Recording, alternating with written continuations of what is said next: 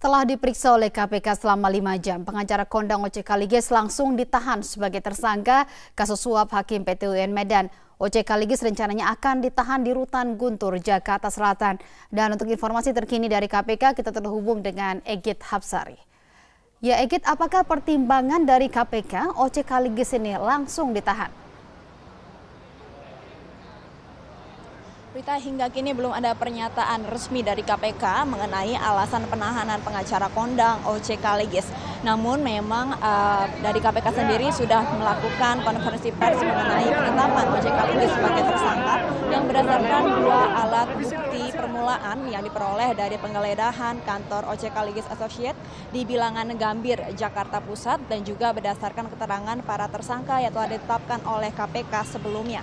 Tadi dalam konferensi persnya, KPK menyebutkan bahwa OC Kaliges di Tenggarai telah terlibat dalam kasus dugaan suap kepada hakim dari Pengadilan Tata Usaha Negara atau PT UN dan juga Panitera PT UN Medan, Sumatera Utara.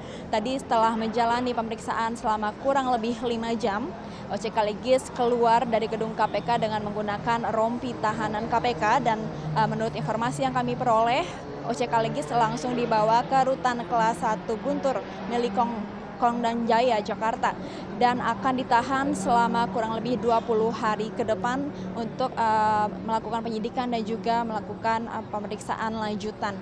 Tadi OC Kaliges memang sempat berada di dalam gedung KPK cukup lama karena kondisi kesehatan OC Kaliges yang kurang baik sehingga penyidik perlu untuk mempersiapkan obat-obatan pribadi mengingat OC Kaliges dalam kondisi kesehatan yang kurang prima.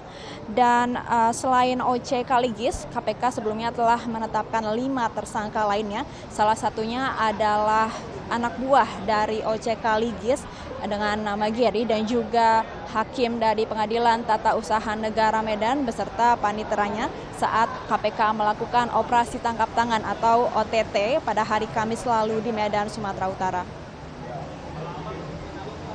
Lantas apakah langkah hukum yang akan ditempuh oleh tim pengacara OC Kaliges? Akankah juga menempuh jalur pra-peradilan? Dari tim kuasa hukum OC Kaliges tadi mengatakan akan mempertimbangkan untuk mengajukan proses upaya pra-peradilan untuk mempertanyakan atau juga mencabut status tersangka dari OC Kaliges ini. Pengajuan pra-peradilan ini berdasarkan beberapa alasan. Yang pertama adalah selama ini OC Kaliges dinilai kooperatif dalam menjalani pemeriksaan. Memang pada hari Senin lalu KPK telah melayangkan surat panggilan pemeriksaan kepada OC Kaliges, namun OC Kaliges berhalangan hadir karena menurut tim kuasa hukum OC Kaliges surat panggilan tersebut terlambat diterima oleh tim kuasa hukum OC Kaliges sehingga OC Kaliges telah meminta KPK untuk menjadwalkan ulang setelah Hari Raya Idul Fitri, yakni setelah tanggal 23 Juli, dan OC Kaliges telah menyatakan siap untuk datang pada pemeriksaan kedua tanggal 23 Juli nanti. Selain itu, kuasa hukum dari OC Kaliges menilai bahwa penetapan tersangka dari OC Kaliges ini tidak berdasarkan alat bukti yang kuat. Selain itu, OC Kaliges mengaku bahwa ia hanya menerima panggilan sebagai saksi, namun ia tadi dijemput paksa oleh penyidik KPK dan langsung dibawa ke KPK. Beberapa jam kemudian langsung ditetapkan sebagai tersangka dan setelah menjalani pemeriksaan selama kurang lebih 5 jam langsung dibawa ke Rutan Guntur milik Kondam Jaya. Ya, Prita. Terus bagaimana dengan pemeriksaan dari Gubernur Sumatera Utara Gatot Pujo Nugroho, Egit, karena juga sempat mangkir pada pemeriksaan pertama Senin kemarin? Pada pemeriksaan pertama hari Senin lalu, Gubernur Sumatera Utara Gatot Pujo Nugroho memang juga sempat mangkir dari pemeriksaan. Namun tadi dalam konferensi persnya KPK juga menjelaskan bahwa menurut kuasa hukum dari Gatot Pujo Nugroho, pihaknya berhalangan hadir dalam pemeriksaan pertamanya sebagai saksi pada hari Senin lalu karena surat panggilan yang disampaikan oleh KPK tidak sampai ke tangan Gubernur Sumatera Utara tersebut. Oleh karena itu, KPK akan menjadwalkan pemanggilan ulang untuk Gatot Pujo Nugroho dan diperkirakan pemanggilan ulang ini akan dilakukan setelah Hari Raya Idul Fitri. Kemudian keterlibatan dari Gubernur Sumatera Utara ini juga masih ditelusuri, termasuk aliran dana atau sumber dana yang digunakan oleh pengacara anak buah dari OC Kaligis untuk menyuap Hakim Pengadilan Tata Usaha Negara Medan, Sumatera Utara. Untuk sementara demikian Prita dari Gedung KPK Jakarta, kembali ke Anda. Baik, terima kasih Egit Hapsari melaporkan dari Gedung KPK Jakarta. Bisa kami ajak Anda untuk bergabung di Gedung KPK yang menggelar konferensi pers terkait pemeriksaan OC Kaligis. Sebentar teman-teman, jadi ada yang perlu disampaikan berkaitan dengan progres penanganan perkara ya, dari hasil operasi tangkap tangan, yaitu dugaan tindak pidana korupsi, dalam hal ini pemberian kepada Hakim PT UN di Medan yang beberapa waktu yang lalu telah ditetapkan beberapa tersangka ya, termasuk ada pengacara, kemudian juga ada hakim ya. Nah, berkaitan dengan itu kemarin KPK penyidik melakukan pemeriksaan baik kepada tersangka maupun kepada saksi, lalu kemudian disimpulkan dari hasil gelar yang dilakukan telah ditemukan dua bukti permulaan yang cukup, yang kemudian kita simpulkan bahwa ada dugaan terjadi tindak pidana korupsi ya, yang diduga dilakukan oleh OCK. Kepada tersangka OCK diduga melanggar pasal 6 ayat 1, kemudian pasal 6 ayat 1 huruf A dan pasal 5 ayat 1 huruf A atau huruf B dan atau pasal 13 Undang-Undang Nomor 31 Tahun 99 sebagaimana diubah Undang-Undang Nomor 20 Tahun 2001 junto pasal 64 ayat 1 junto pasal 55 ayat 1 KUH pidana. Nah, tadi seyogianya yang bersangkutan dipanggil ya, sebagai tersangka untuk dilakukan pemeriksaan di gedung KPK. Tadi suratnya diantar langsung kepada yang bersangkutan dan kemudian yang bersangkutan dibawa ke KPK untuk dilakukan pemeriksaan sebagai tersangka ya Pak Roni. Ya.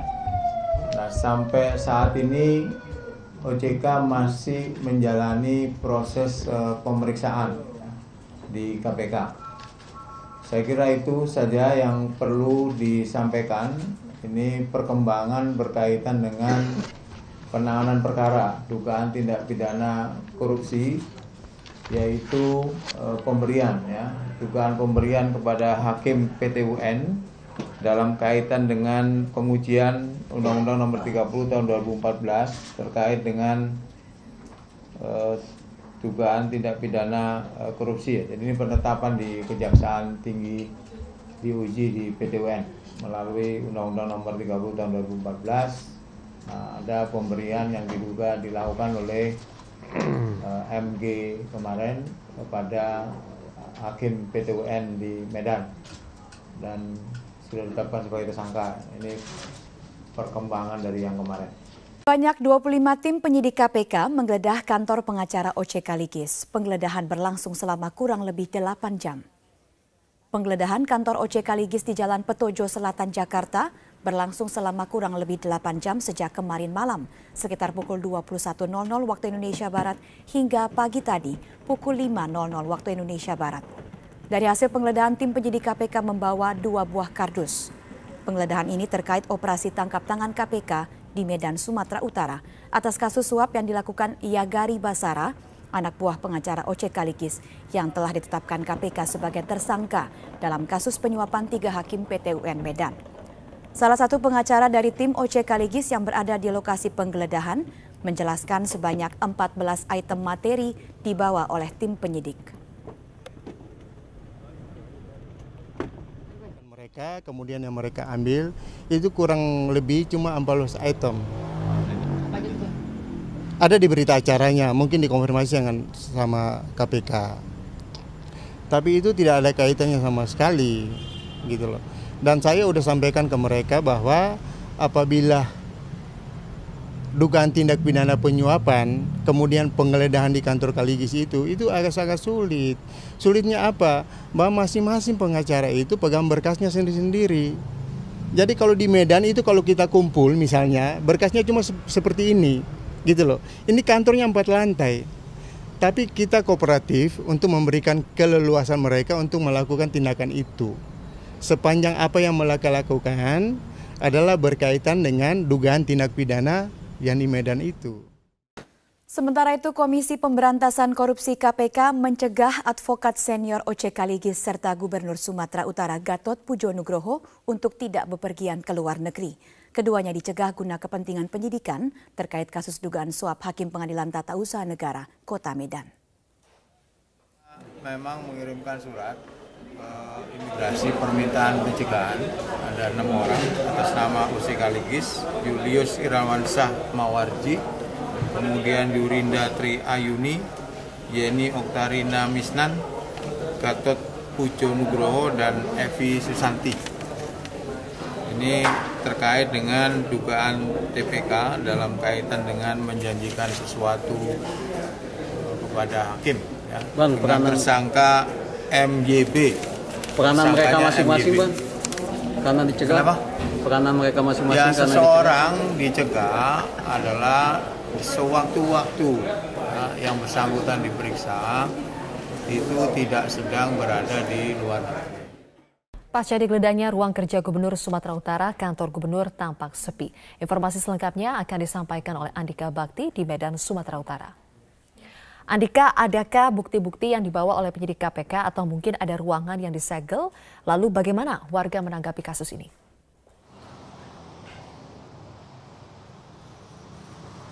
Zilvia, memang ada berkas yang dibawa oleh Komisi Pemberantasan Korupsi dalam penggeledahan yang dilakukan oleh pihak KPK pada tadi malam, tepatnya sekitar pukul 23 waktu Indonesia Barat. Namun untuk penyegelan tidak ada penyegelan yang dilakukan oleh KPK, dan hal ini berbeda dengan kasus yang terjadi di kantor PT UN Medan beberapa hari lalu, di mana pihak KPK sempat menyegel kantor ataupun beberapa ruangan yang ada di gedung PT UN Kota Medan. Namun dalam hal ini, dalam penggeledahan tadi malam, tidak ada satu ruang pun yang disegel oleh pihak KPK di kantor Gubernur Sumatera Utara ini.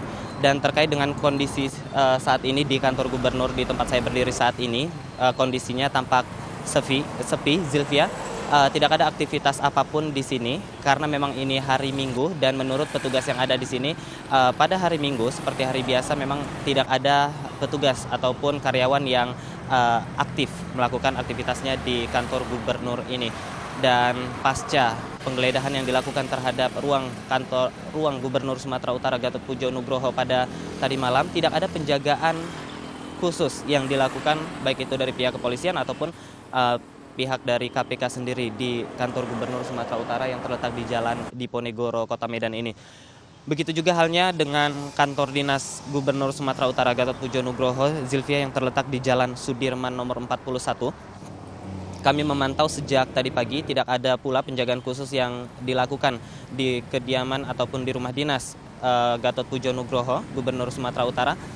Namun kami mendapat keterangan dari petugas yang ada di sini bahwa sejak kemarin Gubernur Sumatera Utara Gatot Pujo Nugroho memang sedang tidak berada di kediaman, dan keterangan yang kami terima Gubernur Gatot saat ini sedang berada di luar kota. Namun kami mendapat batasan akses ketika kami melakukan ataupun memantau beberapa bagian dari rumah dinas Gatot Pujo Nugroho yang terletak di Jalan Sudirman. Dan sebelumnya ada pernyataan dari Sekretaris Daerah Provinsi Sumatera Utara, yakni Hasban Ritonga, yang menyebutkan bahwa penggeledahan tadi malam yang terjadi di kantor Gubernur Sumatera Utara ini berkaitan dengan kasus Biro Keuangan Pemprov Sumatera Utara, yakni Ahmad Fuad, yang sebelumnya melakukan gugatan kepada Kejaksaan Agung. Karena Zilvia, sebelum penggeledahan ataupun menggeledah kantor Gubernur Sumatera Utara, KPK juga sempat menggeledah rumah dinas Panitera Sekretaris PT UN Medan. Dan penggeledahan tersebut dilakukan untuk mencari ataupun memperdalam kasus dugaan suap antara seorang pengacara kepada 3 hakim PT UN Medan melalui Panitia Sekretaris PT UN.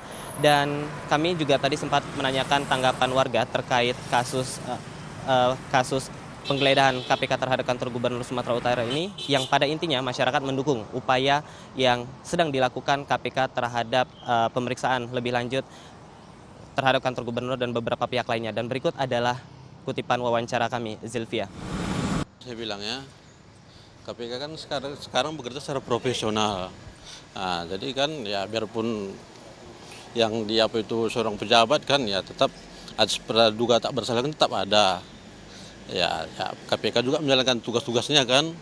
Nah, jadi ya saya rasa itu wajar-wajar saja kan. Nah, nggak ada masalah.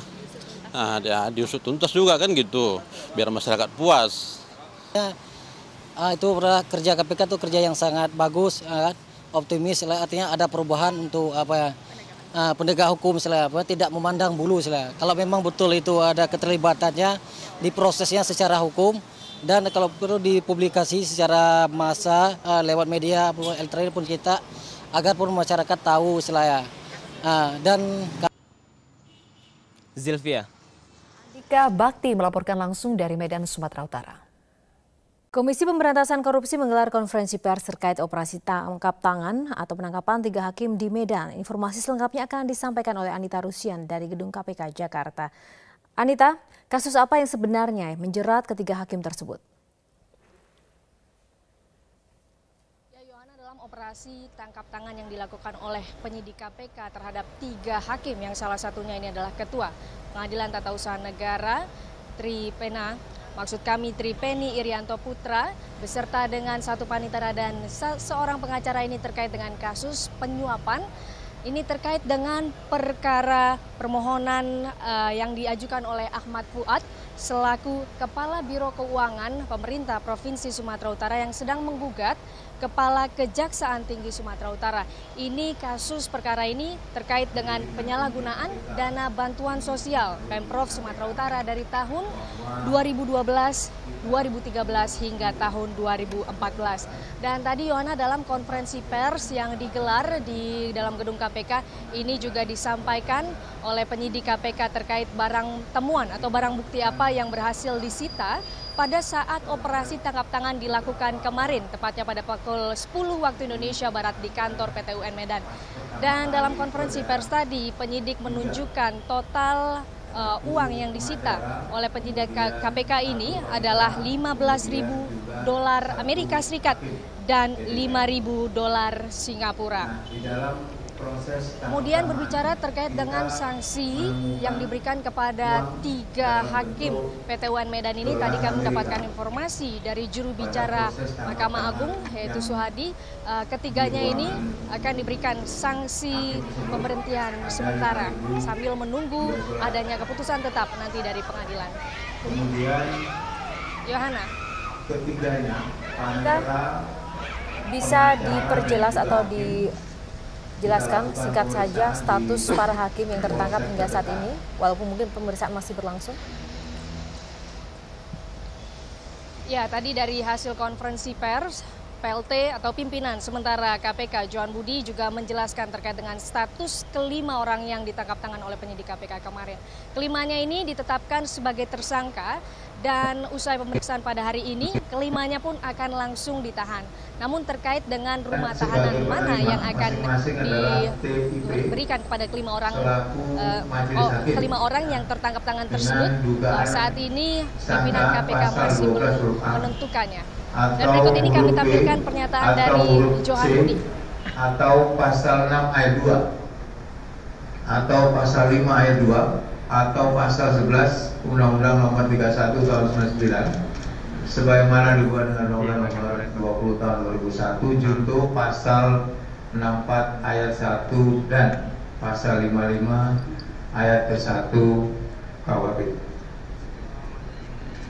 Kemudian AF selaku majelis hakim Dugaan pasalnya pasal penerima seperti yang tadi. Pasal 12 huruf A atau huruf B, C, pasal 6 ayat 2 atau pasal 5 ayat 2 atau pasal 11 ya. Ini dicontohkan pasal 55 ayat 1 ke 1 KUHP. Kemudian DG selaku anggota majelis hakim juga pasalnya yang disangkakan sama ya dengan pasal disangkakan pada AF. Kemudian SJ ini pasalnya juga pasal penerima, sangkaannya pasal 12 huruf A atau huruf B atau pasal 11 nomor 31 tahun 99 sebagai nomor 20 tahun 2001. Contoh, belum ada contohnya. Ada contoh pasal 64 ayat 1, contoh pasal 55 ayat 1 ke 1 KUH pidana. Bersama dengan ini kami ingin menunjukkan barang bukti yang kita temukan ya. Ini semua kita temukan di ruang ketua majelisnya. Silakan. Oh kiri, gue kira di kanan tadi.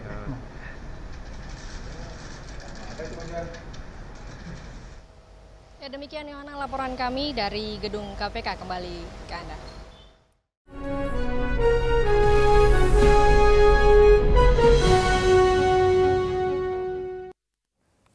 Operasi tangkap tangan terhadap salah seorang tersangka kasus penyuapan oleh penyidik KPK di kantor PT UN Medan, Sumatera Utara sempat berlangsung ricuh. Berdasarkan video amatir yang diperoleh Metro TV, petugas KPK sulit membawa salah seorang tersangka karena dihalangi oleh sejumlah orang yang berada di kantor PT UN Medan.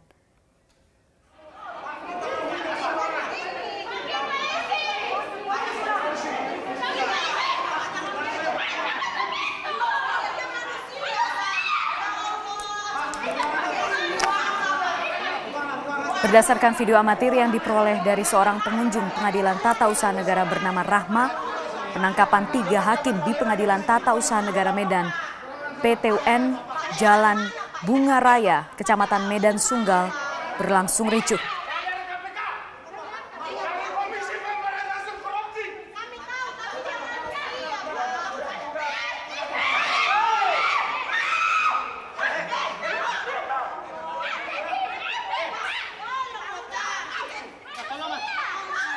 Dalam peristiwa tersebut, dalam penangkapan ini terlihat petugas KPK pertama kali menangkap Tripeni Irianto Putro yang menjabat sebagai Ketua PT UN Medan, kemudian Yusman selaku panitera, serta seorang pengacara.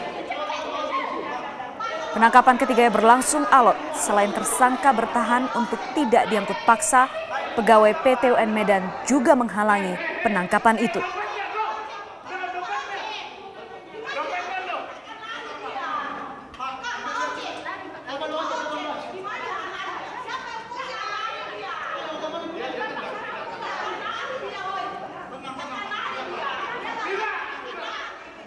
Dalam video berdurasi 4 menit ini, penyidik KPK sudah berkali-kali menyebutkan bahwa mereka menangkap tersangka yang melakukan tindak pidana korupsi dan merugikan negara. Tetapi para karyawan PT UN Medan bersikukuh untuk mempertahankan rekan mereka. Setelah Ketua PT UN, seorang panitera dan seorang pengacara berhasil dibawa penyidik, beberapa saat kemudian, tim penyidik KPK kembali ke gedung PT UN Medan di Jalan Bunga Raya, Medan Sunggal.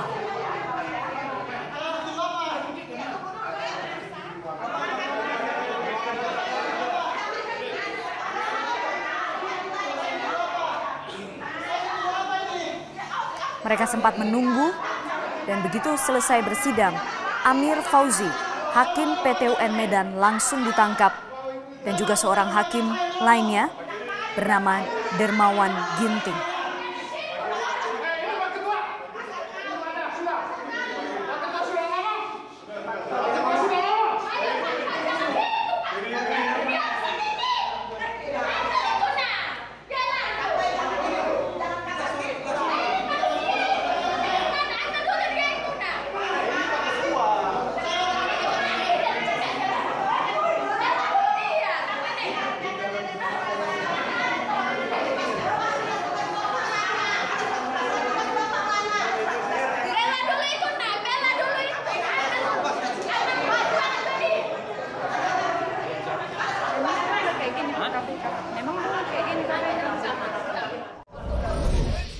KPK menangkap sejumlah orang terkait penangkapan seorang hakim ketua di Pengadilan Tata Usaha Negara PT-UN Medan, Sumatera Utara. Penangkapan terkait dugaan suap penyalahgunaan wewenang jabatan. Selain menangkap hakim berinisial TR, KPK juga mengamankan hakim AF dan DW, satu orang panitera SY, dan satu orang pengacara. Petugas KPK menyita sejumlah dokumen, 1 unit mobil, dan menyegel ruangan hakim TR. Sebelumnya KPK menangkap TR dalam operasi tangkap tangan siang tadi di sebuah pusat perbelanjaan di Medan, Sumatera Utara. Saat ditangkap, hakim TR diduga akan menerima uang suap. Operasi tangkap tangan yang dilakukan KPK terkait kasus gugatan atas penetapan perkara penyalahgunaan wewenang jabatan yang kini masih dalam penanganan di Pengadilan Tinggi Sumatera Utara. Perkara tersebut atas nama penggugat AF, mantan Kepala Biro Keuangan Pemerintah Provinsi Sumatera Utara.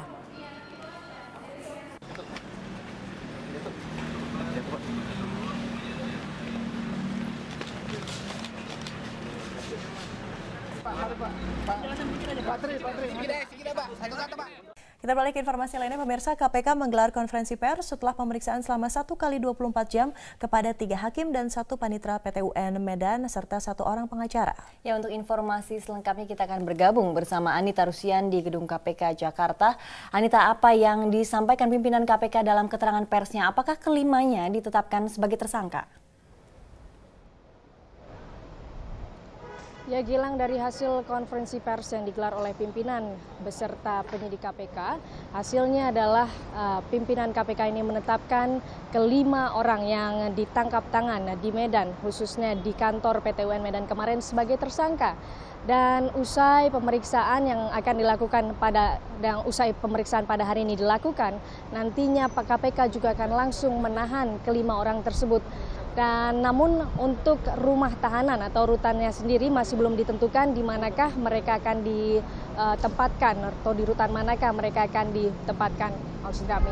Dan dari kasus atau operasi tangkap tangan yang dilakukan oleh penyidik KPK ini terkait dengan kasus dugaan suap yang diduga ini dilakukan oleh Kepala Biro Keuangan Pemprov Sumatera Utara, yaitu Ahmad Fuad maksud kami, yang sedang menggugat Kejaksaan Tinggi Sumatera Utara ini terkait dengan penyalahgunaan dana bantuan sosial Pemprov Sumatera Utara sejak tahun 2012 hingga tahun 2014. Gilang. Lalu barang bukti apa saja yang berhasil disita? Ya, Gilang, dalam konferensi pers tadi penyidik KPK juga menunjukkan sejumlah barang bukti kepada rekan wartawan. Ini adalah uang dengan jumlah awalnya ini berjumlah $5.000 Amerika yang ditangkap saat Ketua PT-UN Medan yang merupakan seorang hakim ini tertangkap tangan saat sedang bertransaksi. Kemudian saat pengembangan lebih lanjut di Polres setempat, salah satu hakim bernama Tripeni Irianto Putra ini mengaku bahwa ia masih menyimpan uang terkait dengan kasus suap ini di kantor, di ruangannya maksud kami, dan akhirnya penyidik pun menelusuri dan menemukan sebanyak $10.000 Amerika dan $5.000 Singapura. Jadi total uang yang disita oleh penyidik KPK adalah $15.000 Amerika dan juga $5.000 Singapura. Dan terkait dengan untuk memperlancar proses penyidikan terhadap kelima orang tersangka ini, pihak KPK juga akan melakukan pencegahan ke luar negeri terhadap orang yang terkait dalam Pemprov Sumatera Utara, kemudian dari kantor advokat. Namun tadi Johan Budi selaku pimpinan KPK sementara belum mau memberikan keterangan secara detail siapa sajakah yang dicegah untuk bepergian ke luar negeri tersebut.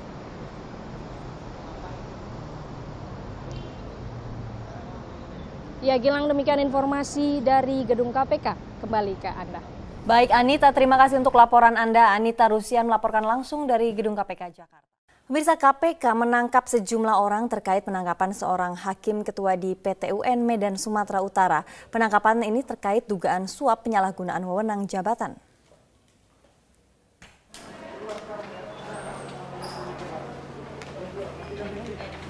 Selain menangkap Ketua Hakim berinisial TR, KPK juga mengamankan Hakim AF dan DW, 1 orang panitera, SY, dan 1 orang pengacara. Petugas KPK menyita sejumlah dokumen, 1 unit mobil, dan menyegel ruangan Hakim TR. Sebelumnya KPK menggeledah ruangan Hakim Ketua TR dan menangkapnya dalam operasi tangkap tangan siang tadi di sebuah pusat perbelanjaan di Medan, Sumatera Utara. Hakim berinisial TR ini diduga akan menerima uang suap. Operasi ini terkait kasus gugatan atas penetapan perkara penyalahgunaan wewenang jabatan yang kini masih dalam penanganan di Pengadilan Tinggi Sumatera Utara. Perkara tersebut atas nama penggugat AF, mantan Kepala Biro Keuangan Pemerintah Provinsi Sumatera Utara.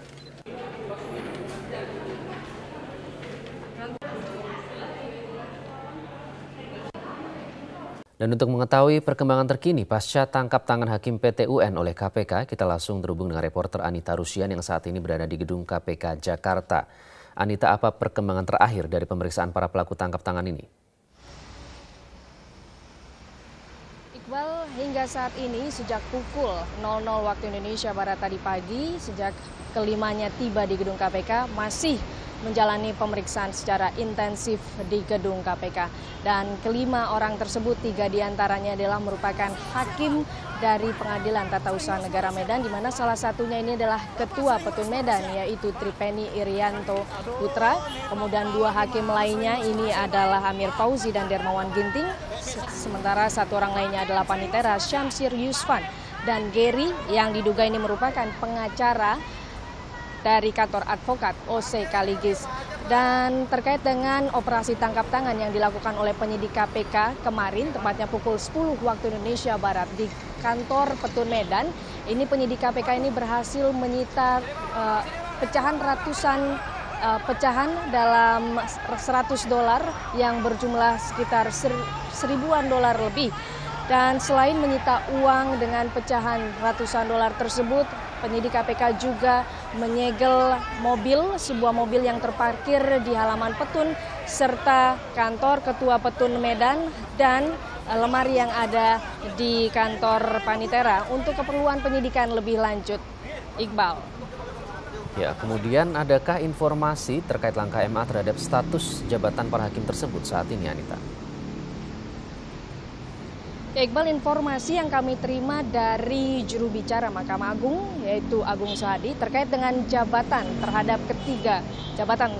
ketiga hakim yang ditangkap tangan oleh KPK ini, informasi yang kami terima mereka diberhentikan sementara, Iqbal.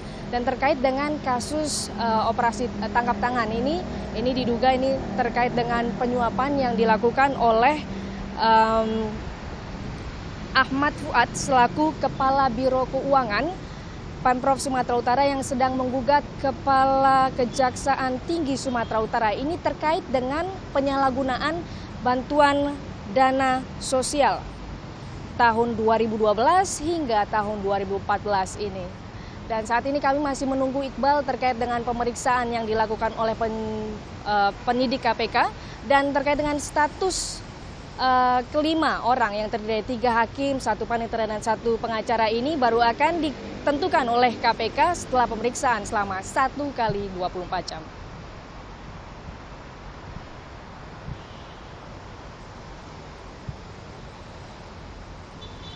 Baik, Anita Rusian melaporkan langsung dari gedung KPK Jakarta. Terima kasih. Ya pemirsa, kita awali Metro Pagi kali ini bersama saya Yohana Margareta dengan informasi tentang Bupati Morotai Rusli Sibua yang akhirnya ditahan KPK di rutan Guntur milik Pomdam Jaya pada Rabu malam. Sebelumnya Rusli dijemput paksa KPK di sebuah hotel di Jakarta karena 2 kali mangkir dari jadwal pemeriksaan.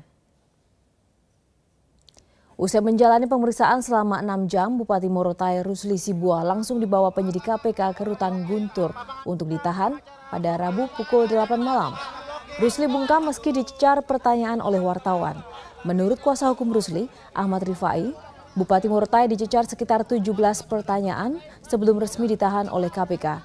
Bupati Morotai ditetapkan sebagai tersangka terkait dugaan pemberian suap kepada mantan Ketua MK Akil Muhtar dalam sengketa gugatan Pilkada Kabupaten Morotai tahun 2011 sebesar 2,9 miliar rupiah. Sebelumnya, pemirsa, Rusli Sibua dijemput paksa 3 penyidik KPK dari sebuah hotel di kawasan Kuningan, Jakarta Selatan karena 2 kali mangkir dari jadwal pemeriksaan di KPK.